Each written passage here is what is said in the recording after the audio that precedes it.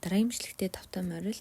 За би өнөөдөр та бүхэндээ нэг өөрийнхөө уншсан сонирхолтой сэдвийг хуваалцъя гэж бодлоо. Үүнээс хойш хүн өөрийнхөө төлөө тэгээ өөрийнхөө сүнсэн биеийг баярлуулахын тулд хүн бүр одоо анхаарах ёстой тийм цаг ирсэн гэсэн юм сэдв байсан байхгүй юу. Тэгээд та нэг газар ямар нэг зүйл дээр та бид бүгдээрээ бусдын төлөө ч юм уу буруу зүйлд гол нь буруу зүйлд ингэж төвчээрээ барж гэдэг штэ тий. Тэгээ өөрийгөө ямар нэгэн байдлаар золиослсоор байвал таны ухаарч сэрэх цаг нь болсон. Та нэг бодлын тэр зүйлийг ингээд одоо ч гэсэн хийсээр байгаа бол таны одоо өөрийгөө сэрэх зүйл чинь ингээд хоцрогцоор байгаа гэсэн үгээ гэж байгаа байхгүй юу. Ийм байдалд одоо тулгарсан хүнд хамгийн хэрэгтэй зүйл бол юу байдаг гэхээр зориг байдаг гэсэн байгаа.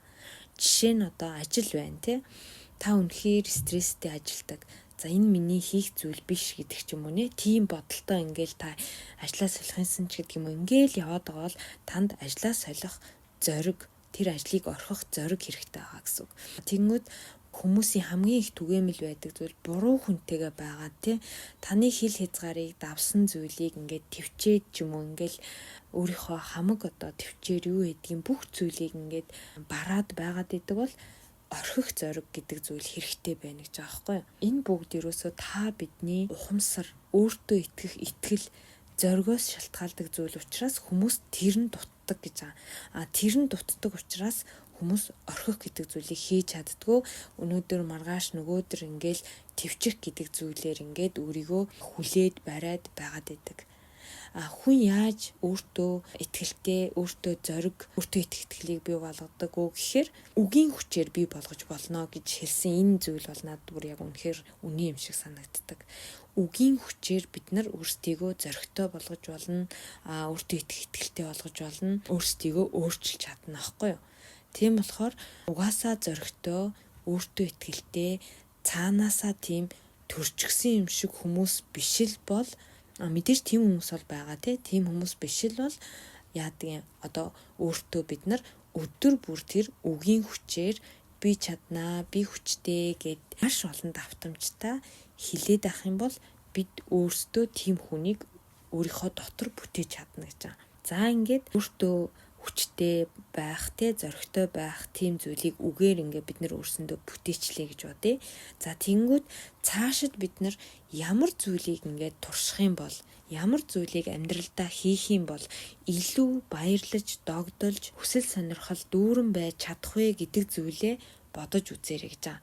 За тэгээд тэр зүйлээ ингээд бодохоор танд өөрийн мэдлгүй ингээд догдолсон, сэтгэл хөөрсөн, ингээд нэг ямар гоё юм бэ гэдэг нэг тийм гоё мэдрэмж төрөөд тэндээсээ та юуг өөртөө бий болох вэ гэхээр өөрийнхөө энергийг тэр зүйлээрээ сайжруулж болно гэж байгаа байхгүй юу. Тэгээд тэр энергийн давтамжаараа өөрийнхөө ирээдүг багуугаар бүтээж бий болгож явах хэрэгтэй гэсэн ийм хэсэг байгаа. Энэ дээр ингээд та догдлоод өөрийнхөө энергийг сайжруулахын зэрэгцээгээр хамгийн гол нь биелсэн юм шиг бодож эргэн тойрныхоо хүмүүст гэр бүл найз нөхдөдөө ингэж ярьж хэлж байх юм бол илүү үр өгөөжтэй. За тэгээ инглигээд өөрөөсөө ямар ч үйлдэл гаргахгүй бол мэдээж юу ч биелэхгүй гэдгийг анхаарах хэрэгтэй. Угаасаа нэг үйлдэл хийж дараагийн биелд гэдэг зүйл байдаг учраас бид нар за эхлээд бодлоо, ярьлаа За ярьсан бол тэрийгэ үйлдэл болголоо тэгжээж биелнэ гэдэг угаасаа үе шаттай байдаг учраас зүгээр шууд бодоол ингээл бид нар амьдрал дээр бүх зүйлийг өөрсөндөө бий болгож чадахгүй учраас үйлдэл хийнэ гэдэг маань маш чухал зүйл байгаа.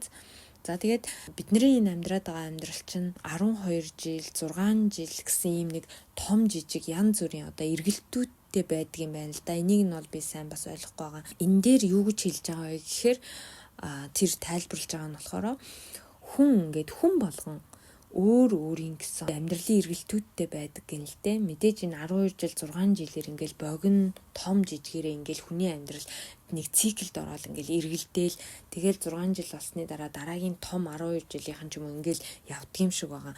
За тэгээд энэ дээр хамгийн гол ойлгосон зүйл нь юу вэ гэхээр бид нар бүх хүмүүс өөрийнхөө төрх өдрийг бүр төрхөөсөө өмнө сонгочихсон байдаг гэж нэг өгүүлбэр байсан байхгүй юу.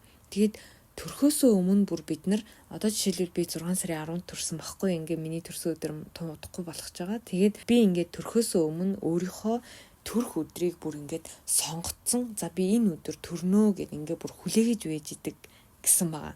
Тэгээ энэ бүр амар сонирхолтой. Гэхдээ би сайн мэдэхгүй л байна л да. Сонирхолтой байсан гол нь. Тэгэхээр дээрэс нь өөрийн одоо нөгөө азтай ямар аз хувь тавилантай амьдрах. За тэгээ би яг ямар зан ааштай байх гэд ингээд маш олон зүйлийг ерөөсөө тэр үедээ тов тодорхой болгоцсон байдаг гэж байгаа байхгүй юу. Ерөнхийдөө нэг ийм замаар ийм төлөвлөгөөтэй амьдрнаа гэж тэр үед бүр биднэрт ингээд зааж өгсөн байдаг гэж байгаа. Төрхөөс өмнө. Тэгэл бид нар тэр замаар нь явах гээл нэг тийм өөрийн сонирхол, хобби хийх дуртай дургүй зүйл, ажил, мэргэжил бүх юмаа ингээд шийддэг юм шиг. Юу хийхээ олоогүй хүн болохоор ингээд төрөлдөөл, бодлал би юу яг юу хийх гэж ингэж яваад идэм болоо. Ер нь өөрийгөө ч ойлгохгүй байх гэд байгаад идэг маань ч гэсэн бас нэг тийм учиртай юм шиг. Тэр заасан амьдралаар нь ингээд явахын тулд хүн амьдралдаа ингээл унаж босоол маш олон зүйлийг туулаад, зовж шаналал.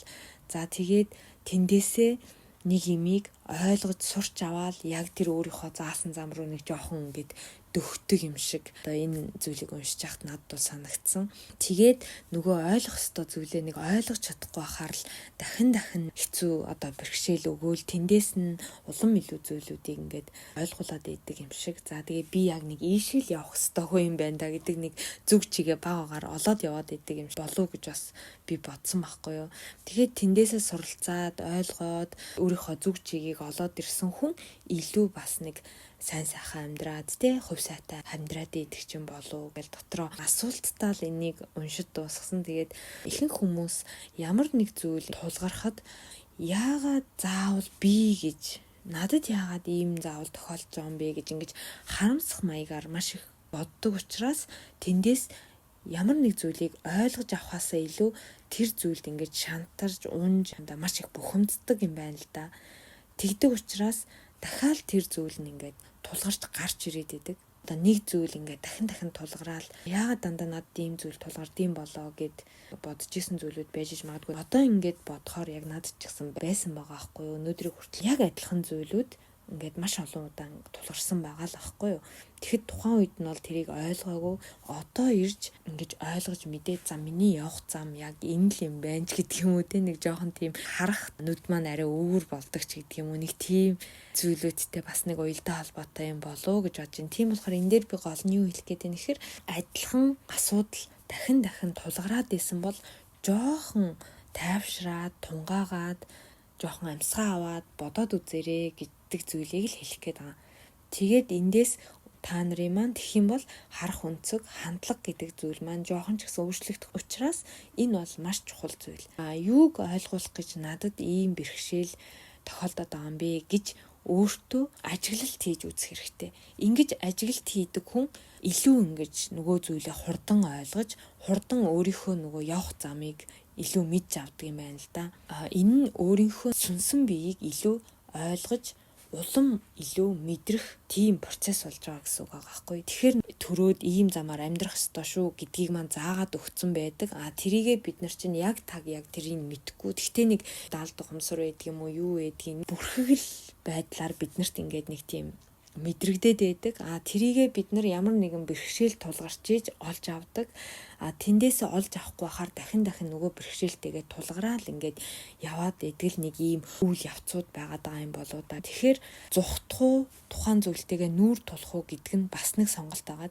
Тэгээд та нүүр тулаад за тэрийг давж гарч чадаад за би энэ зам руу арай дөхөх юм байна гэдэг нэг ойлголт өөртөө нэмнэ гэсэн үг байхгүй юу. Тэгээд ингээд ганцхан зүйл дээр ойлгоол бас бидний тэр явах зам шийдэгдэхгүй байгаа. Бидний сүнсэн би ямар нэгэн даалгавартай ирдэг шүү гэдэг хүмүүсийн яриаг сонсч исэн би бол тэгтээ тэр зүйлийг өнөөдөр энийг уншиж байгаад бас ойлгох шиг болсон байхгүй юу. Гол нь тэр даалгавраасаа бид нэр ингээд зөрөөд яваад ахаар маш олон одоо бэрхшээлтэй тулгардаг юм байна л да. Тэгээд тэр бэрхшээлүүдээсээ өөрийнхөө тэр даалгаврыг баг багаар ингээ мэдэрч аваад өөрийнхөө явах зам руу арай жоох ингээд дөхөн болоод явдаг.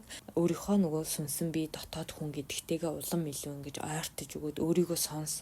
Тэгэл ингээ бодохоор яг өөртөөгөө ажил, өөрийгөө сонс, өөрийгөө мэдэр гэдэг маань ч гэсэн ерөөсөө энийг л ойлгож олуулахын тулд байдаг зүйл юм уу да. Яг ингээл өөр аргаар яриад байгаа юм шиг боловч адилхан нэг зүйлд хүрэхийн тулд яваад байгаа ч юм шиг тий. Одоо тэгээд ингээд өөртөөгөө илүү ажиллаад өөрийнхөө дотоод хүнийг сонсоод тэгээд өөрийгөө үргэлж сайхан эрэг сэтгэлээр байлгаад тий гой сайхан үг хэлээд за тэгээд ингээд өөрийгөө олсон цагт илүү бид нөгөө өөрийнхөө хүсэж байгаа амьдралыг илүү хурдан биелүүлж тэр амьдрал руугаа илүү хурдан дөхөх боломжтой гэдэг санааг л хэлээд байгаа юм билээ.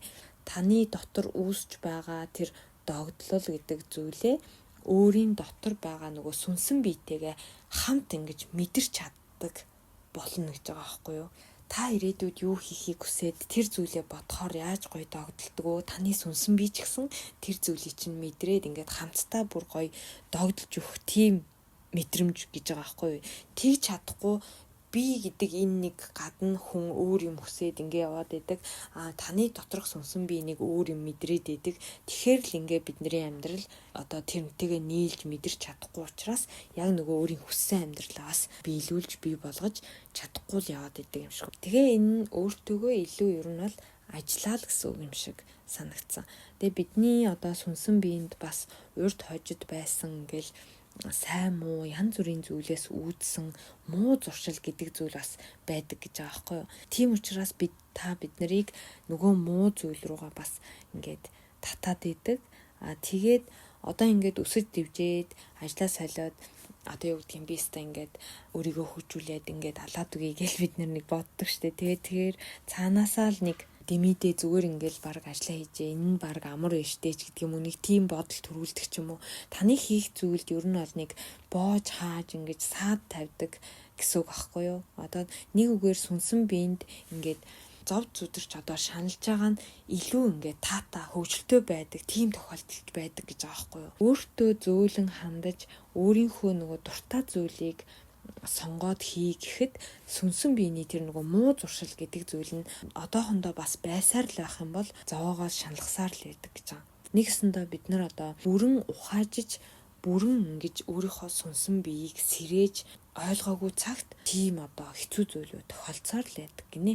Бид нар хүмүүсийг ингээл хажуугаас нь хараад ёо чи одоо нэрээ наад хүнтэйгээ байха болиоч гэдэг юм. Одоо ингээл чи наад арх тамхиа болиод одоо ийм муу зүйл хийхэ болиоч гэж хүмүүсийг хажуунаас нь ингээл хараад тэр хүний муу зүйлийг тэр хүнд хилээлээдэг тий. Тэгтэл тэр хүн ерөөсөө өөрөө тэрийгэ муу гэж боддгоо. Дээрэс нь муу гэж бодсон ч гэсэн нөгөө сүнсэн биеийн тэрэндээ ингэж муу зуршлаа хайж захирагдах хэмжээний сэрээгүй учраас тэрийг ингэж орхиж чаддгүй гинэ хичнээн хүн хэлсэн ч гэсэн. Тэр хүн ингээд өөрөө ямар нэгэн хэцүү зүйлүүдтэй тулгарсаар байгаа тэр бүгдээсээ ингээд өөрийгөө олоод за ингээд өөрөө яг дотроосоо сүнсэн биеийн нээгдэж сэрсэн тэр тохиолдолд одоо тэр муу зуршлаа орхидог ч юм уу угаасаа энэ хүнтэй би тохирохгүй байсан байна гэж тэр муу хүнээ таньдаг ч юм уу тийм үйл явцууд бий болоод тэгэл гинт хүмүүс чинь ингээд маш олон жил зовд зүдэрч жагаад өвдөөсөө ингээд огт архиухаа болцсон идэх ч юм уу те эсвэл шууд ингээд тэр хүнийг орхицсан байдаг те тэр нь ерөөсөө л тэр олон зовлонгоос ухаарч ойлгож нөгөө сүнсэн бие нь сэрж ирсэн гэсэн үг гэж байгаа байхгүй юу. Тэгээ бид нар ийм яриа сонсоод өөрийгөө одоо нээгээд шууд ингээд сэрээчих юм уу гэхээр бас тийм байж чаддгүй гинэ. Тийм амархан зүйл бас биш байдаг гинэ. Тэгэхээр энэнд юусоо яарч болохгүй гэж байгаа байхгүй юу? Яараал би өстө зовхгүйгээр л сүнсэн бие ингээд сэрээгээл ингээд би өстө гоё амьдрчмаар байна гэхэр бас тэгж болдгоо. Уг нь бол бид нар ингээл дотор байгаа тэр сүнсэн биетэйгээ тий одоо байгаа өөрийгөө ингээл бүх юмаа яг нэг болгоол тэгэл юу хийхээ мэдээл ингээл гоё уг нь амар амьдрчмаар агаад байдаг. Тэгтэл бас ерөөсөө тэгж болдгоо. Тэгэд хамгийн их ойлгож өөрийгөө нээдэг, өөртөөгөө ярилцаж ингэж байдаг зүйл бол ерөөсөө бид бүгдийн тайван байх цаг үе гинэ. Та ингээд хэр их тайван байж чадна, хэр их та ингээд дотоод сэтгэлдээ амар амгалан байж чадна. Та илүү өөрийгөө сонсож, илүү өөрийнхөө нөгөө ямар замаар юу хийх гэж явах гээд байгаагаа илүү мэдэж чаддаг нэ. Тийм учраас хүмүүс бясалгал, йог тэ илүү амар тайвныг ирж хайдаг байгаа байхгүй юу. Тэгээд энийг өөрийгөө сонсдог үе гэж хэлээд байгаа. Тэгэхээр бид нар юунд ч яаралгүйгээр одоо байгаа энэ амьдрал бүх зүйлээ зүгээр л яг байгаагаар нь ингээд хүлээж аваад хүлийн зөвшөөрөөд үзгэж байгаа. Одоо танд хичнээн хэцүү яж магадгүй те. Тэгтээ тэндээс зухдах биш нүүр тулаад за над үнэхээр л яг ингээл энэ амьдрал тохиолдчихлоо доо гэл те. Бидний амьдрал чинь бүр тэмцээд ингээд барахгүй ч юм уу те бүр чадхаа болоод бууж өгөх тийм зүйлүүд ингээд зөндөө байгаа штэ. Тэгэхээр өрөөсөө л зүгээр сул тавиал ингээл хүлийн зөвшөөрөөл бүх амьдралынхаа өнөөдрийн одоо хэцүү зүйлээ хүлийн зөвшөөрөөл тийм ээ энэ зүгээр л миний амьдрал гэд ингээд өөрийгөө нэг тийм гүнзгий амьсгал аваад зүгээр ингээд сул тавих хэрэгтэй юм шиг байна. Тэгээд ирэхээр хүн өөртөөгөө илүү их ингэж холбогдож өгдөг гэж байгаа байхгүй. Тэгээ өөрийнхөө нөгөө дотор байгаа юу хүсээд яаж амьдрах гэдгаагаа илүү их сонсож мэдэрч чаддаг гэж байгаа. Тэгээ яг энэ цаг үед маш их хэцүү байсан ч гэсэн надад сурах юм байгаа юм байна гэж бодоол одоо хүчтэй авах хэрэгтэй. Тэгээд тийм учраас надад энэ зүйл тулгарсан юм байна гэд гүнзгий амьсгалаа тий хүлээн аваад хүлийн зөвшөөрөөд цаашаа алхахаас өөр арга зам байхгүй. Амьдралын маш том өөрчлөлтийн өмнө маш хэцүү байдалд ордог, сөхөрж унмаар үе ирдэг гэдэг тийм үгийг бас та нар мань зөндөө сонсч ирсэн баг. Тэгэхээр тэгж бодоод цаашаа алхах хэрэгтэй юм шиг надад санагддаг. Тэгээд бид нэр хүний зовлон итгэхгүй болохоор одоо яг бидний өөрсдийн маань өнөөдрийн зовлон бол маш хэцүү санагддаг. Тэгтэл биднээс илүү маш хэцүү зовлонг туулж байгаа хүмүүс ч гэсэн байдаг яг үнэндээ тийм болохоор яг одоо илүү боломжтой, илүү сайхан хаалга нэгдэхийн тулд өнөөдөр миний амьдралд ийм зүйл байгаа юм байна. За би илүү их суралцахын тулд өнөөдөр надад ийм зүйл тохиолж байгаа юм байна. За тэгээд би эндээс өөрийгөө л олж аваад нэг алхам ч гэсэн урагшлал гэдэг тэр зүйлийг өөртөө хэлэх ёстой болов, өөртөө бодох ёстой болов гэж бодсон. Ер нь яг одоо амьдрна гэдэг чинь яг юу гэсэн үг юм бэ гэд ингээ бодохоор та нар юу гэж бодож байна? Би бол ингэж бодсон. Одоо энэ их зүйлүүдийг ингээл бодоол уншаал ингэхээр өөрийгөө мэдрэл гэдэг шүү дээ тий. Ерөөсөө л өөрийнхөө мэдрэмжинд л шудраг хандахыг хэлэх юм байна. Өөрийнхөө мэдрэмжийг л яг өмнө зөвөр сонсож мэдэрч өгнө гэдэг маань л ерөөсөө бид нар яг одоо та амьдарч байгаа юм байна гэж би бодсон байхгүй. Тэгэхээр таны дотор юу бодогдож байна? Та яг тэр мэдрэмжээр л зөвөр яг одоо амьдарч байгаа байхгүй. Тэгэхээр бидний яг одоо амьдрна гэдэг маань яг юу гэсэн үг вэ гэхээр өөрийн маань мэдрэмж юм болов гэж би бодсон. Мэдээж хүн болгон бас адилхан бодохгүй бах тий. Тэгэхээр яг одоо ингээл та амьдрал ямар гоё юм бэ гэж мэдэрчээвэл та яг одоо тэр гоё амьдралаар амьдарч байгаа байхгүй. Та одоо маш гонигтай тий маш хэцүү ингээл байж бол амьдрал яг хэцүү юм бэ гэдэг байдлаар л яг одоо амьдарч байгаа байхгүй тий. Тэгэхээр маргааш тэр бүгд чинь бас өөрчлөгдөж болох байхгүй юу? Бүгд өөрчлөгдөх байхгүй юу? Танд гоё байсан бол маргааш онцгүй байж болно. Муухай байсан бол сайхан байж болно гэдэг ч юм уу тий. Бүх зүйлд үнээс хооших цаг үед тэнцвэр гэдэг зүйл ч гэсэн маш чухал болж ирнэ гэж байгаа. Хүмүүсийн бид бүгдийн эрэгтэйлэг энерги, эмэгтэйлэг энергийн тэнцвэр, зүн совин, яг бодит байдал хоёрын тэнцвэр, за өөрийгөө хайрлах, бусдыг боддог хайрын тэнцвэр. За тэгээд уян зойлон байдал те юмыг бас нэг хит твчгэн ухааны тэнцвэр гэдэл ерөөсөө бүх зүйл дээр хит их эсвэл тэггүй болохгүй гэдэг энэ зүйлээс илүү тэнцвэртэй хандах байдал чухалчлагдаж ирнэ гэж байгаа. Тэнцвэртэй байдлыг өөртөө ингэж хадгалж чадсанаар хүн одоо амьдралд ядрах нь харьцангуй бага болдог. Бүх зүйлийг тэнцвэртэй авч явж чадах юм бол илүү амьдрал амар болдог гэж байгаа байхгүй юу? За тэгэхээр уншсан зүйлээ би дүгнээд л ингээд ярьчлаа. Тэгээд өөрт хэрэгтэй зүйлээ бодоод тунгаагаад та нар маань аваарай. Тэгээд Үүнээс хооших цаг үе гэдэг зүйл ерөөсөө дотоод өөртөөгөө ажиллаж өөрийгөө илүү сонсож өөрийнхөө мэдрэмжийг илүү мэдэр гэсэн ийм л цаг үе болоод байгаа. Маш олон зүйл дээр угаасаа ярьж байгаа тий энийг. Надд бол маш гоё сонирхолтой. Тэгээд бас нэрээ тийм байна да гэдэг зүйлийг маш их бодогдуулсан юм сэдв байсан учраас та бүхэндээ бас ярьж өгөхийг хүслээ. Тэгээд та бүхэнд маань таалагдсан байх гэж бодож байна. Дараагийнхаа дугаараар дахин уулзцгаая. Баярлалаа.